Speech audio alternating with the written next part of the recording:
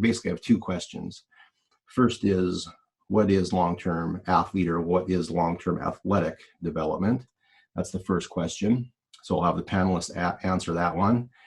And then after that, we'll go on to, if you are in this situation, such as the person who inquired was about, I have to go to a school board meeting or a coaches meeting, or my athletic director wants me to present to all the coaches. What things do I take to that presentation? How do I go about my presentation and trying to get my school, club, organization, community to see the value of long-term athletic development and to buy into it? So again, starting with the first question, I don't care which panelist starts, but in your eyes, in your view, what is long-term athlete development? Gosh, I'll jump in since nobody else is starting. It's Rick Howard. Hi, everybody. It's great to see you this morning. Happy that you're on board. As Joe mentioned, I do have a little bit of background with National Strength and Conditioning Association in terms of actually putting together a long-term athletic development position statement, which has 10 pillars associated with it. We came up with a definition within that position statement, which read that it refers to the chronic development of athleticism over time to enhance health and performance, reduce injury risk, and enhance the confidence and competence of all youth. So I think since we started this conversation several years ago, we've kind of adjusted this. A lot of these models were originally started to stop a lot of that peak by Friday mentality, that we really needed a much better long-term approach. And we knew a lot of the things that did not work, but we weren't really sure what did work. So we needed to try some things. So we looked at a couple different models, and we figured out that the athleticism piece is something that is really huge, but it's also our biggest enemy. So when we look at long-term athletic development, we have this one big camp where everybody is really looking for the sports performance, but we have this other big camp where we're saying, well, how are we working on the health and longevity of all of the population? So we've kind of shifted our definition a little bit, looking at it more as a cradle to grave approach.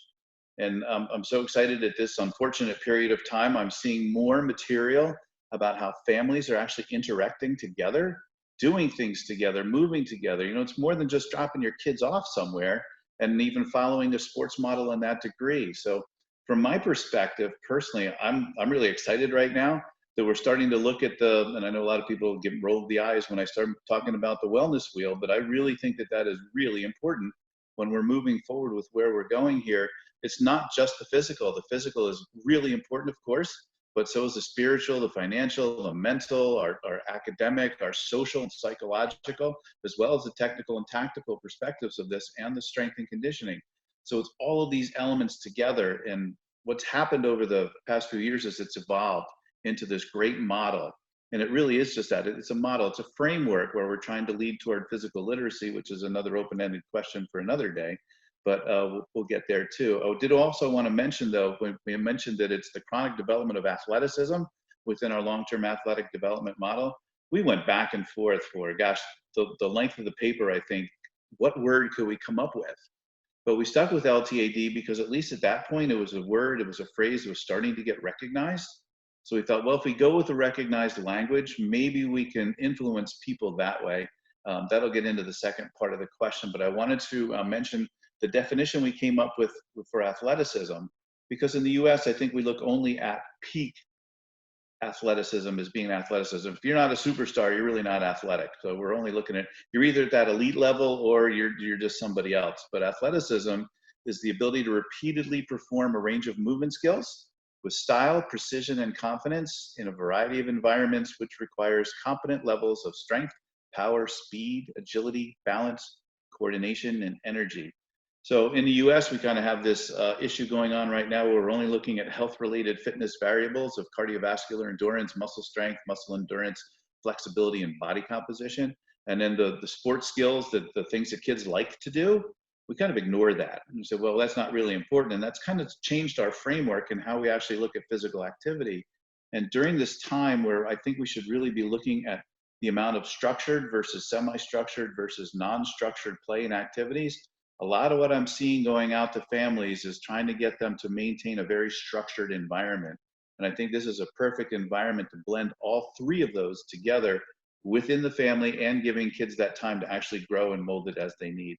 I know I talked a long time, so I'll turn it over to somebody else to add a little bit here. I'll jump in, Peter here. I look at this through maybe a little bit of a different lens because I currently teach physical education for kindergarten through fourth grade.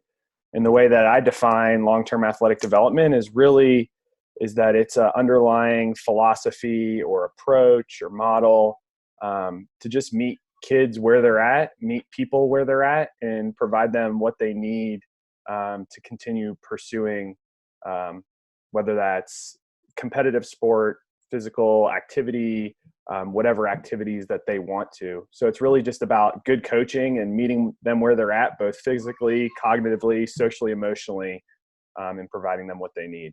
I'm more excited about the second question because I think where the rubber meets the road is what that looks like in implementation.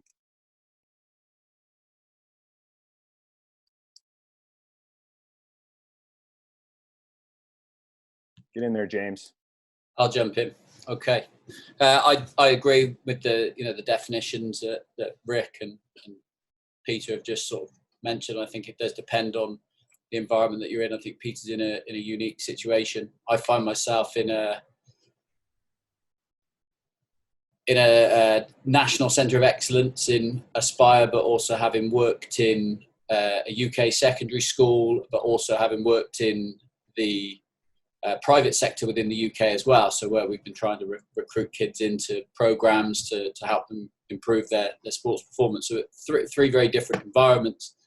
But in all of them, I think, to me, building on the definition of that Rick mentioned it and stealing from Calvin Giles, it's about a progressive curriculum, and it's up to the coach to design that to suit the environment that they find themselves in and the kids that they have in front of them, but a progressive curriculum that transports them from a developing athlete or person into someone who is physically much more advanced. And it's about how we select and sequence and progress different sports, activities, physical development structures, programs to help them move along that pathway. And as Peter said, it's about meeting them where they're at, but helping to scaffold and transport them through that process to the point where they're at their, achieving their potential, I guess, whatever that may be, whether that's, an active lifestyle, an elite performer, or,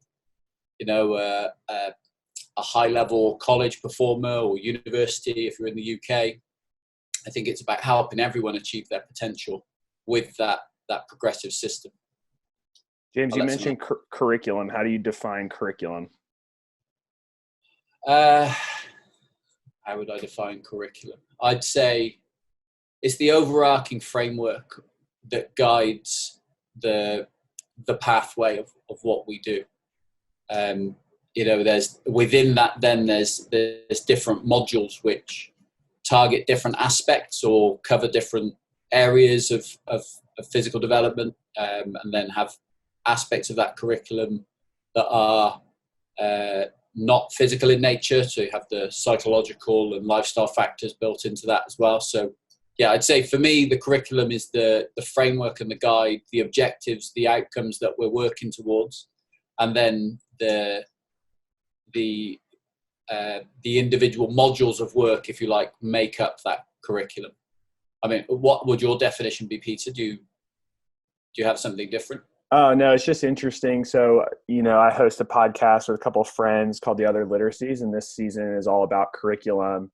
And I think often people get confused with the difference between instructional materials, like a lesson plan that's, progressed and everything, and they call that a curriculum. But a curriculum, like you're kind of mentioning, is this bigger umbrella. It's your mission, your vision, your values. It's your pedagogical approach. It's how you're scaffolding stuff and differentiating stuff. So I like what you're saying, because I think a lot of times people mix that up with instructional materials. They pull a textbook off a shelf and they call that a curriculum, which isn't right. I think of it as and I think it has to be when you're dealing with adolescents, because the different stages that all of them can be at different times. I think having a flexible, objective-based system within that curriculum that people can achieve those objectives and move through at their own sort of rate of development, reflecting their, you know, their maturation status, their training age, and those kind of things. I think there's a good paper, if people haven't seen it, by Ian Jeffries, the quadrennial plan for the high school athlete. Maybe Joe can dig that out now as he's checking some papers in the chat window, but that sets out a really nice 4-phase system that has those objectives that you can work towards. It's then really a case of building out the content to achieve those objectives based on your own, I guess, skill set and environment that you find around you. But that's a really nice paper that really helped me in the early days sort of build off that into the environment that I was in within the UK school. But yeah, some useful resources, I think. Yeah, let's move on. Let's let Jeremy Frisch jump in here as the last panelist, and then I think we can open it up. There's a few questions coming in, and we can open it up a little bit to some Q&A. And I see the other people who are on the call, and I think we can provide some other great insight into this this question as well. So yeah, let's let Jeremy respond here.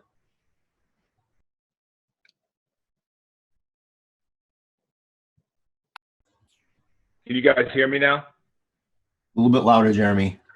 Hold on. Can you hear me now? Sounds good. Yeah. So anyways, no, I agree with everything you guys are saying. You know, for me, long-term athletic development is pretty much, you know, trying to figure out, because I have, you know, in my work, I have athletes coming from all different age ranges, from, you know, 5 years old, you know, children, all the way up through high school and college.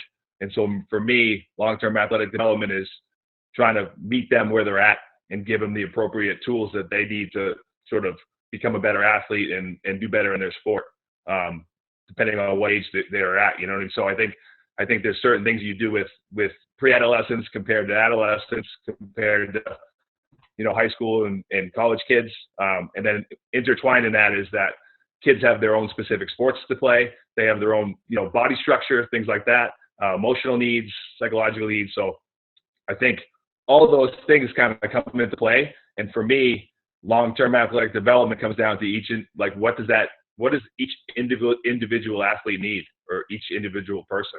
And I think that's the trick. And that's the thing I've been trying to figure out and study and learn about for the past few years.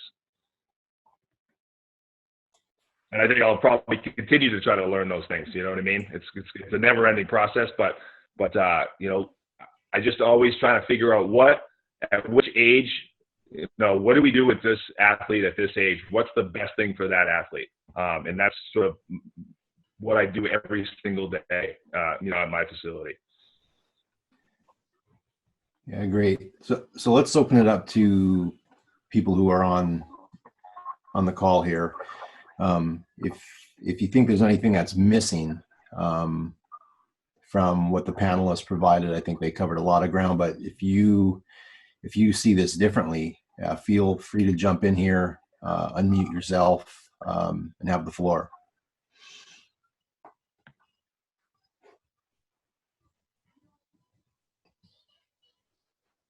Anybody? Des Ryan, Mike Jennings, Leo Totten, want to jump in, provide the extra insight, or if there's any, you know, any questions that you want to get at, you know, to deepen the conversation in terms of information that the panelists provided, feel free, you know, to jump on or put it in the chat box here.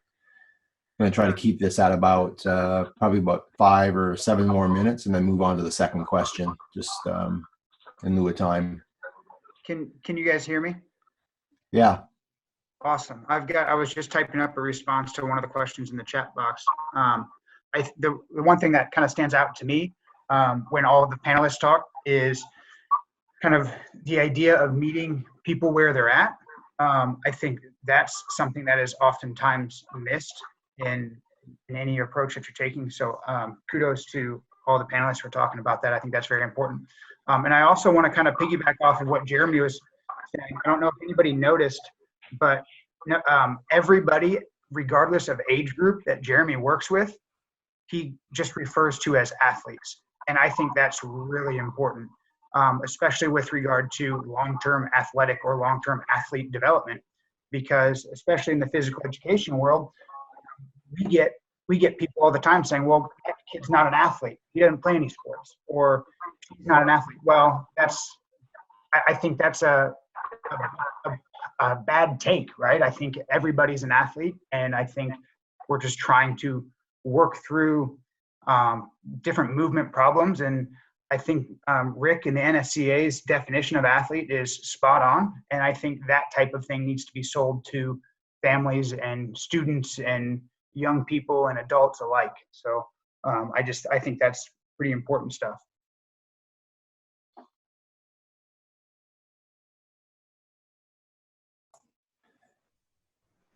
Thanks for sharing, Mike. Anybody else want to jump in, add anything, or ask specific questions related to any of the panelists or all of them? Hello. We got you. You're good. Yeah. Hi guys. Just asked Jeremy there. Just he was saying you need to work with individual athletes and what that individual athlete needs. What I was just wondering is, how would you practically approach that if you were in a group environment? Like most guys are working with groups of youth athletes. How would you target a specific athlete? Well, you know what? I think for the most part, very young athletes are they all need to develop the same skills. You know what I mean? So when I'm working with younger athletes, in the pre-athletic, I think kids across the board are need the same things. They need to work on the same skills, fundamental movement skills, foundational skills, coordination, balance, like all those things. I think when you get older, when the athlete starts to grow, when you start to hit growth spurts, things like that, I think that's when you sort of need to really sort of individualize. So that's when I start to individualize.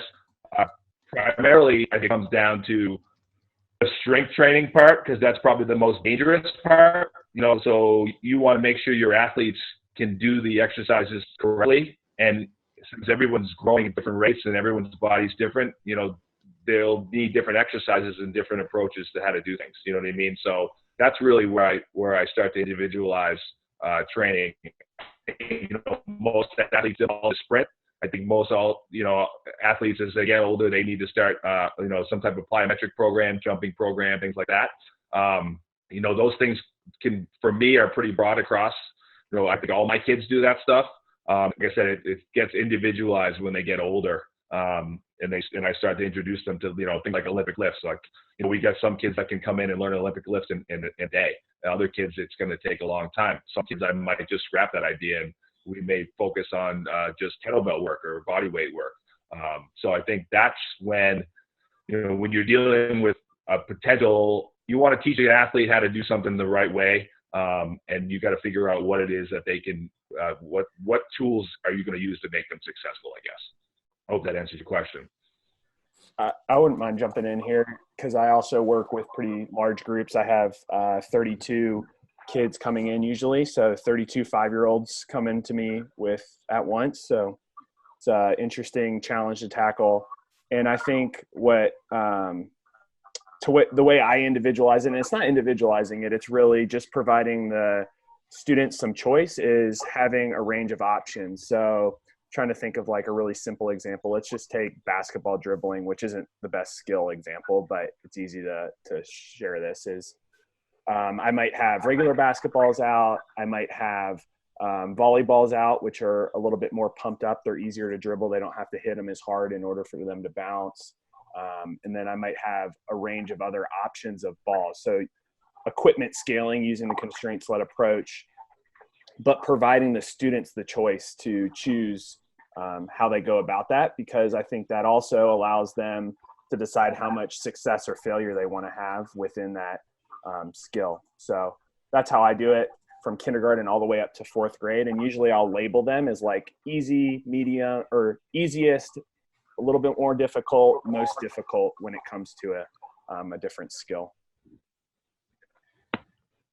I'll piggyback off that a little bit if I could. Oh, go ahead, James. No. Crack on, Rick. I'll jump in after.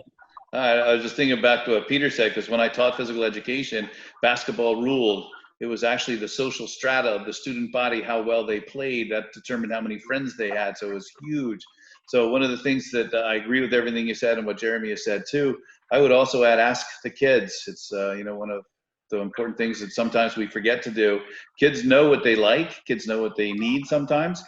So helping them guide us through the process, and then we guide them through the process, I think is huge too. So I do a lot of the same thing with constraints led and having different stations or areas that they can gravitate to. And that helps me as a coach to actually figure out what they do well and what they don't do so well, what they might need a little bit more work with.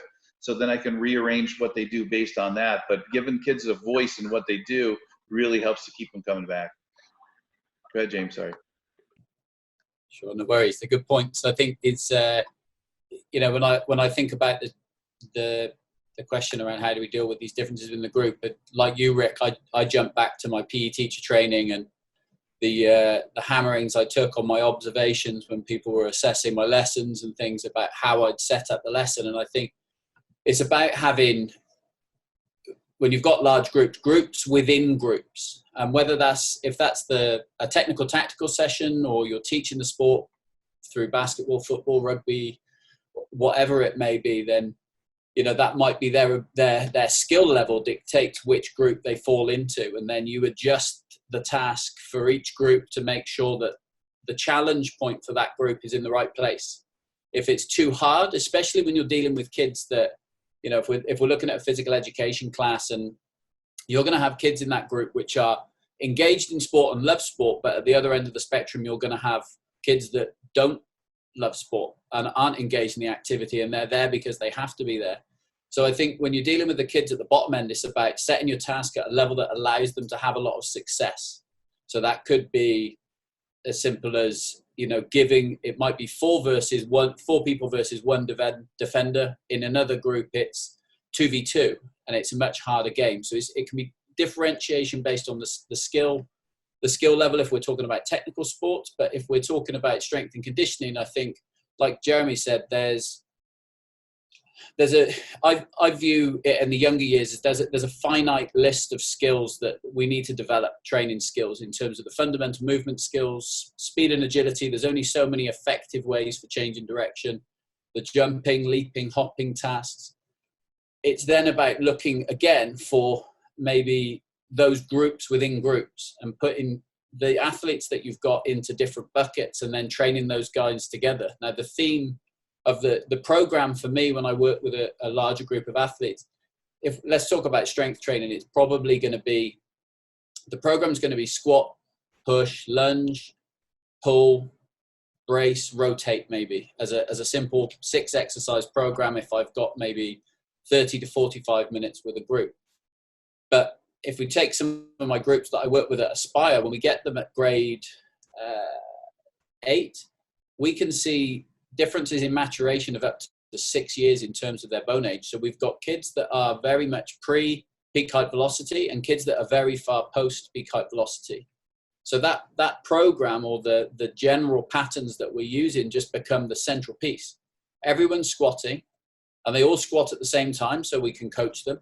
We'll set them up to be peer coaching as well, so they can learn about the movement, learn to what that movement should look like to help them learn.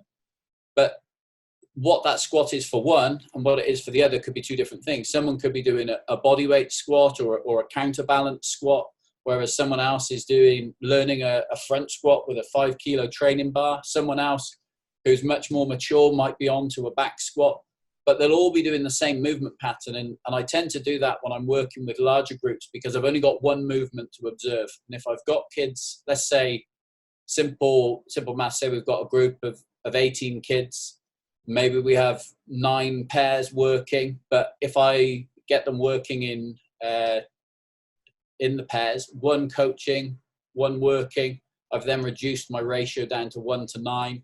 I can see how they're doing those things. I can make sure that the quality's high enough. And then as we move through the program, the next exercise we go to, if it's a pushing movement, maybe some of them are on an incline push-up, some of them are on a push-up on the floor, some of them have got their feet elevated, others are doing dumbbell presses. So when you've got those large ranges, it's just about identifying then who should work with who, what are the appropriate exercises for them, whether it's based on their training age, their biological age, both of those things, and then just work in the program as best as you can, depending on the number of athletes you've got, and just getting people to a point where they're challenged, but it's not so hard that they want to then pull away from it, or that, you know, that you're prescribing an inappropriate intensity of an exercise for an individual in any part of the group. Yeah, great. So thanks to all the panelists for those responses and for the questions that came in afterwards on question 1. Again, we recorded this so we can go back. And I think the other thing I want to do is go back and filter through it and kind of take out some of the key concepts as well, and have those available to individuals. But let's move on to question 2, which becomes a lot more practical, because there are individuals who are in this situation. There's probably a lot of us on this call who have been in this situation as well, where we are the expert in long-term athletic development in the community or the school, and we've been asked to give a presentation to a school board, to the coaching staff, or to a community. But again, we have other individuals who, you know, they're just getting into this space and they need some guidance. The first part of the guidance was, you know, what is long-term athletic development, which was just discussed. But if you are going into that room this evening and you need to give a presentation, what's in your slide deck? How do you go about the presentation? How do you go about selling this idea, this concept, and getting buy-in from the stakeholders who are sitting in that room? I'll jump in and go first here. I'm excited about this question because I think operationalizing long-term athletic development is not easy, and it's really where the rubber meets the road. So I honestly, and I actually went through that this past year, coming to a new school. It's a second-year school, has no physical education program as of year 1. So I'm starting this program from scratch. So through the interview process, I had to sell our principals on what it is that I wanted to do. And honestly, I don't think our principals could even tell you what long-term athletic development is. If you said, hey, define long-term athletic development, they'd be like, what are you talking about? But what they could define is what our vision of our movement program is, what our mission for this year of our movement program is, and then what are the values of that program. And then what you would see as experts and practitioners in long-term athletic development is that those align to the long-term athletic development model. So just to give my example, I'm going to screen share here. This was actually something that I sent home to parents, was an update from the first trimester. And it clearly states our vision and our mission. And our vision, and we can debate that definition of physically literate probably for a while as well, but to develop physically literate students. And then my year 1 mission of developing this program is to foster a joy for movement that leads to a pursuit of activity. And that the key word there is joy, and that everything this first year is through that lens of joy. Like, is what I'm doing right now going to bring more or less joy to these students as they pursue movement in my class? And then underneath vision and mission is my values, and aligning those values to our vision and mission. And my values are equity. So making sure that every single student has an equitable opportunity to pursue this joy of movement. That's also a school value of our school. My second value is relationships and student voice, making sure that students have a say in everything, that they're asked for their opinion, and that relationships are sacred. That's year number 1. Probably the most important thing is building those relationships with students. My second value is that play is a form of teaching, and that play can be used to develop skill through the constraints-led approach. So thinking of play as a continuum from more structured to less structured, and using that as a form of teaching. So watching kids play, using that to inform the content of what we're doing within movement, manipulating that strategically, having some elements of risky play. It's something that I know if you were to ask our community what we value, that would be one thing that comes up, is risky play. And then my fourth value and my last value is this idea of multi-activity sampling. If you follow me on Twitter, you'd see that our most recent activity sampling is skateboarding. And I can't even explain how much of a success that has been. Hopefully third grade will still get to do their swimming after all of this stuff dies down, but that's another activity that's getting sampled. K1 is doing jujitsu. The whole school did some golf with First Tee, which is a great organization. Trying to think of some of the other activities we've sampled, but trimestrally we're doing some activity sampling. But when I'm explaining it to a stakeholder, I'm saying, here is what I want to accomplish. Here is what I'm going to do this year to help accomplish that vision. And then here are the values that I'm going to align everything that I do. And then as I'm sharing information, I'm connecting it to those values.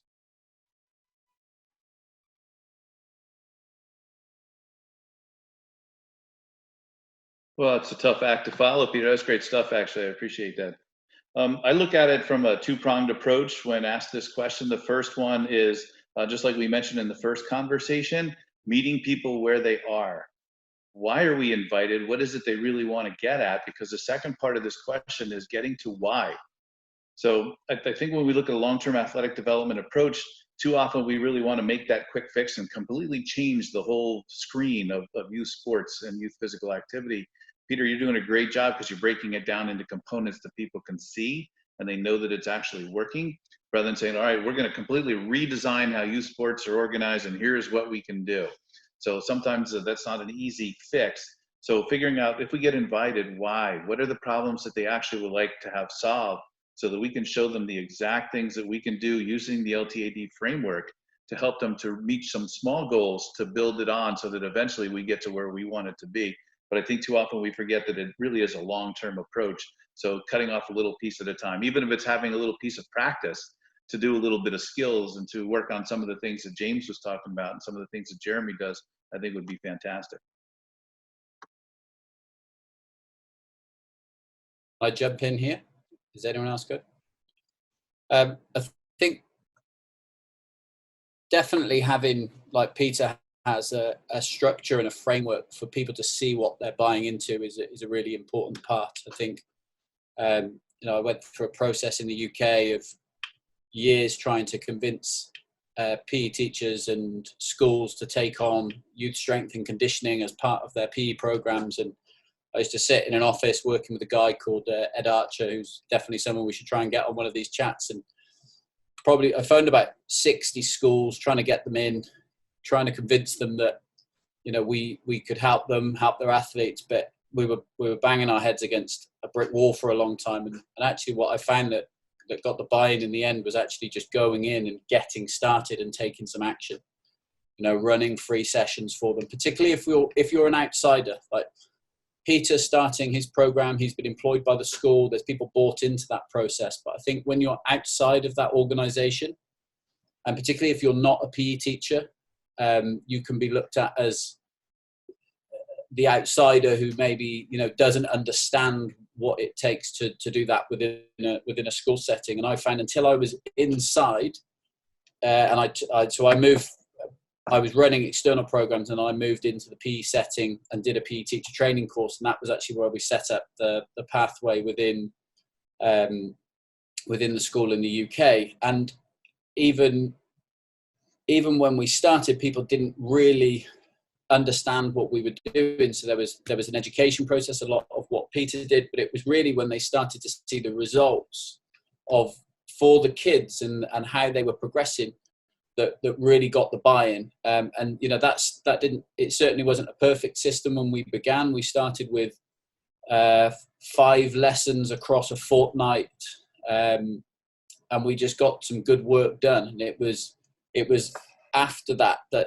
program started to grow and we gradually got given more time. So I think taking action is a big part of it. Being prepared to educate and have a framework and a structure. I remember sitting down with the senior leadership team at the school after the first year, and I was asking them to give me more time with the grade 7, 8, and 9, as we were only running an after-school program. And I think they basically sat in the room. I shared the framework very much like you had there, Peter, and they were then convinced because there was a plan. They basically said, "Oh, we thought you were just messing around in the gym with them for 2 hours on a Wednesday afternoon." It was like, no, there's like a real structure and a framework built off the good work of Ian Jeffries, Calvin Giles, those guys to guide it. So having a plan, being prepared to just take action, they're big things to get started. But I think also one of the things that became apparent with those conversations with the senior leadership team is you're dealing with different stakeholders within a school. And every school is slightly different. And I've worked with many of them over the years. And what you have to get down to is what are we helping them to do? And what is the benefit to them as a school? And each person, each stakeholder within that organization, the athlete and the parents, they're in it for something. The head of department or the head of PE, maybe he wants successful sports teams. The senior leadership team are interested in the progress of the pupils, but also that the school's attractive for people to want to come to it. So I think when we sit down in these meetings, it's about understanding all of those stakeholders and what the pathway offers them. Now, for us, what we saw and what really got the buy-in to the program was people started to really buy into the program. And then the senior leadership team saw that more people were coming to the school because of this program, when they could have chosen better schools in the area from an academic perspective. So I think it's, as I say, it's having a plan, taking action, but understanding the benefits and what's in it for each of those individuals within an organization or layers of people. I think if you can get to that, then you've got a good chance of getting buy-in with your program. James, I know your curriculum quite well, and the past question Peter asked you about that word curriculum, and so like speed, agility, strength, power, I know that you have a very well laid out curriculum. Would you have a slide, a handout that you would walk these stakeholders through and explain to them, what that progression is, why you're doing that progression? So the framework was laid out into the foundation, development, and performance phases. Foundation was 2 years, development 2 years, performance 2 to 3 years, depending on rates of progression. So they would see that framework, they'd see the objectives, and we'd explain at the start of each year to parents what we were working towards that year, what to expect, things that were likely to happen. So we know in grade 7, girls were likely to go through PHV. In grade 8 and grade 9, we'd see more boys go through. We'd help them understand that process and what was happening for later developers, early developers, trying to help the early developers not get too carried away, the late developers just to hang in there, and this is what's happening. So big education process, but laying out all of those things and what we were going to do, particularly in the early days when people just had no idea what it was. When we're talking about 2013, schools, certainly state schools, weren't developed from a strength and conditioning perspective. And so we really had to lay it out for people to understand what they were buying into. For us at our school, they were choosing to do that over an academic subject. So we really needed to show them that what they were buying into was valuable and was going to help them. Great. All right, let's move on to Jeremy Frisch. So Jeremy, if you're in Clinton, Massachusetts, and you have to go into the school or a local club, what's your strategy? So I can tell you I've already done this. So I had a meeting with the superintendent, the elementary school principal, as well as the school committee. My approach was a little bit different from the long-term athletic development. I approached it from a learning perspective. So I think that I know a lot of, I'm good friends with the people who work for the school. We're in such a small town. And so I can tell you that a lot of administrators are under a tremendous amount of pressure for their schools to do well, when it comes to standardized testing and things like that. So my approach was to explain to them that, we really need, kids need movement in order to do better in school, which also made those skills that they need, they develop through movement, are also the foundations of athletic skills, right? But so, I tried to explain to them that being able to read and look up at the board and listen and sit for long periods of time requires a tremendous amount of balance and strength and coordination. If kids want to be successful in class, they need to have this sort of physical framework in place prior to learning. And most of the school committee or the principal and the superintendent never heard of such a thing. They had no idea, because I think years ago most children when they entered elementary school, they had a decent foundation because they spent a lot of time outside playing. But that's not the case anymore. And you can actually take most of the kids that I've had in my facility that are labeled ADD or ADHD. They usually present with poor balance. They have poor movement skills.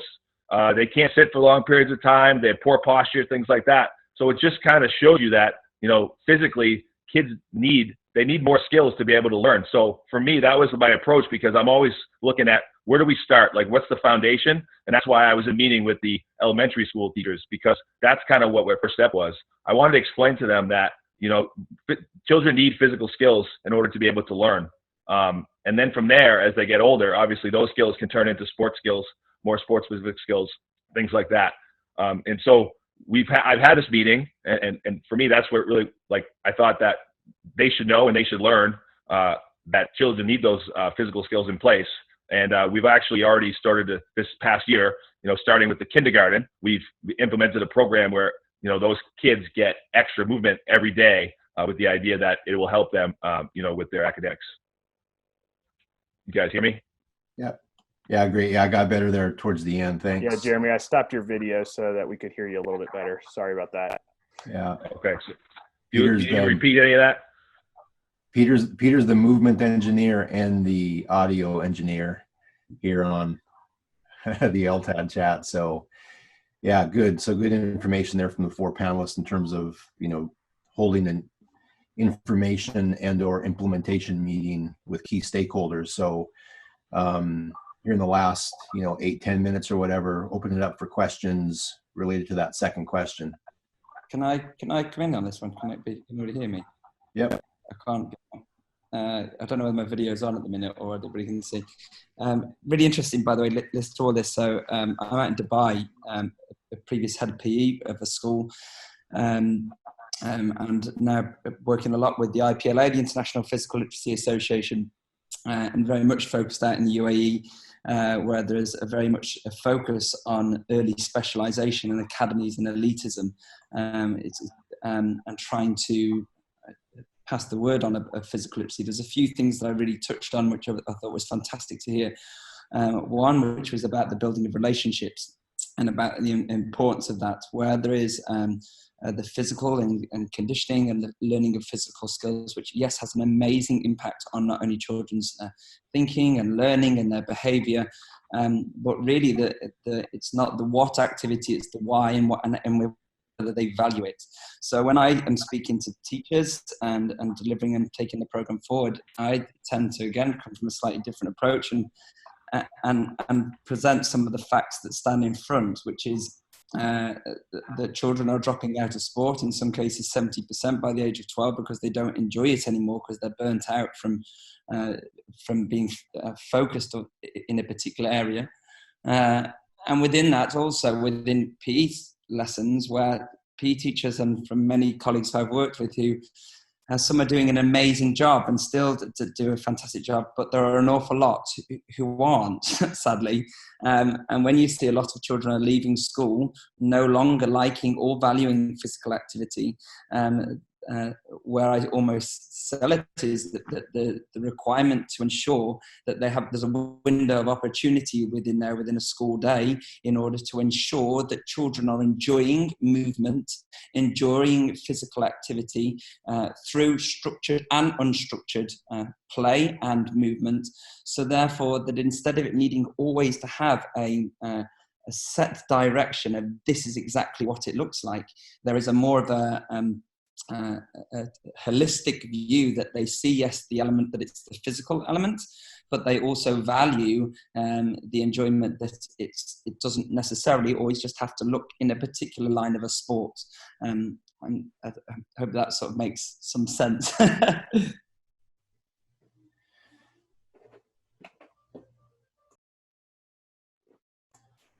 Yeah, anybody else have further comment related to the implementation meeting, how you'd go about it, successes, failures, lessons learned?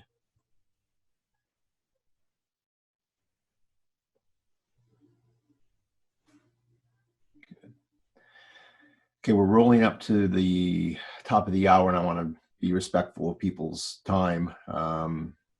People probably have another Zoom conference to get on, since this seems to be the thing people are doing these days. But this is something I think that we're going to continue. We're trying to discuss if we want to do it weekly or bi-weekly. Definitely willing to hear your input as well. At this point, I think I have 4 or 5 other people who are going to kind of get on and do some individual things. We are going to do more panel discussions moving forward. We have a range of topics, again, very similar to the Twitter chat as well. This has been recorded. It will be archived and shared with everybody. Again, want to thank everybody for getting on this morning. Thank the 4 panelists for providing some really great insight onto this topic. Again, kind of at a intro level as well, like what is it, and if we need to sell it to a group, how do we do that? Again, for several people on this call, you've already been through that process, but I think what's more important is this is going to help others as they move forward as well. So thanks for everybody. And stay tuned. We'll do this again, maybe next Saturday or the following Saturday.